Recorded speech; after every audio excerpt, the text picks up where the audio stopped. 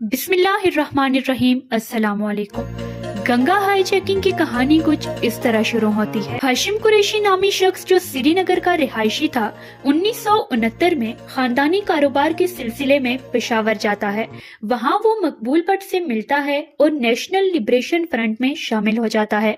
रावलपिंडी में उसे नजरियाती तालीम और गोरिल्ला हिकमत अमली के सबक दिए जाते हैं। नेशनल लिबरेशन फ्रंट चूँकि कश्मीरियों की तहरीक आज़ादी की तरफ दुनिया की तवज्जो मबजूल कराना चाहती थी, इसलिए उसने एक एयरलाइन हाईजैक करने का मंसूबा बनाया। हाशिम कुरैशी और उसके कजन अशरफ कुरैशी को ये काम सौंपा जाता है। पाकिस्तानी फजाइया के साबिक पायलट जमशेद मंटू उन्हें तरबियत देते हैं। कुरैशी को भारतीय बॉर्डर सिक्योरिटी फोर्स हथियारों और आलात के साथ जम्मू कश्मीर में दोबारा दाखिल होने की कोशिश करते हुए गिरफ्तार कर लेती है। उसने दूसरे साथियों को तलाश करने में मदद करने का दावा करते हुए बॉर्डर सिक्योरिटी फोर्स में तकर्रुरी की दरख्वास्त की। दूसरी जानिब मकबूल भट्ट कुरैशी को हाईजैकिंग के लिए मुतबादिल सामान भेजता है, जो एक डबल एजेंट के हाथ लग जाता है और भारतीय हुकाम के हवाले कर दिया जाता है। कुरैशियों ने लकड़ी से धमाका हेज मवाद बनाया और 30 जनवरी 1971 को गंगा नामी इंडियन एयरलाइन के तैयारे को हाईजैक कर लिया। हाईजैकरों ने तैयारे को लाहौर में उतारा और भारतीय जेलों में बंद नेशनल लिबरेशन फ्रंट के 36 कैदियों की रिहाई का मुतालबा किया।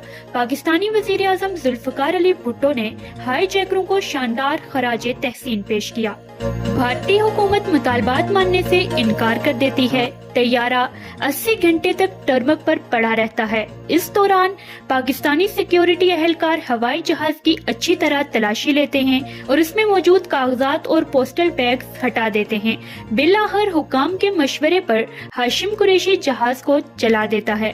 कुछ अरसे तक कुरैशियों को हीरो के तौर पर सराहा गया।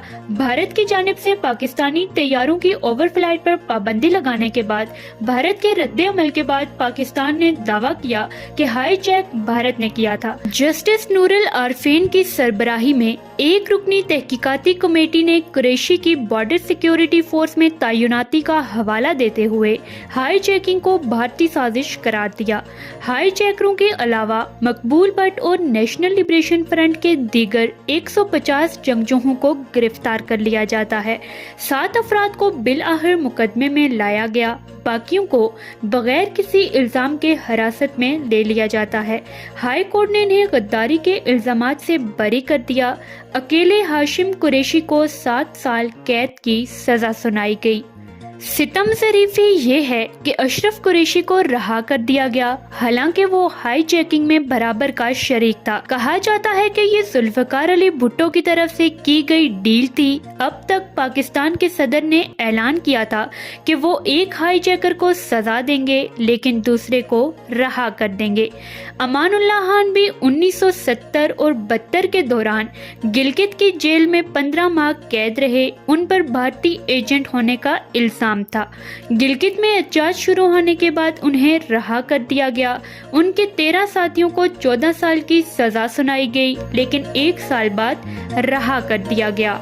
हाशिम कुरैशी के मुताबिक गंगा हाईजैकिंग के बाद पाकिस्तान में नेशनल लिबरेशन फ्रंट और पब्लिसाइड फ्रंट के 400 कारकुनों को गिरफ्तार किया गया था। अब्दुल खालिक अंसारी, जिन्हें गिरफ्तार किया गया था और तशद्दुद का निशाना बनाया गया था, ने हाई कोर्ट में गवाही दी कि गंगा हाईजैकिंग ने लोगों को आजाद कश्मीर के रहनुमाओं के बदउनवान तरीकों पर सवाल उठाने की हौसला अफजाई की और रद्दे अमल में हुकूमत ने उन्हें गिरफ्तार किया और उन्हें भारतीय एजेंट होने का एतराफ करने पर मजबूर किया।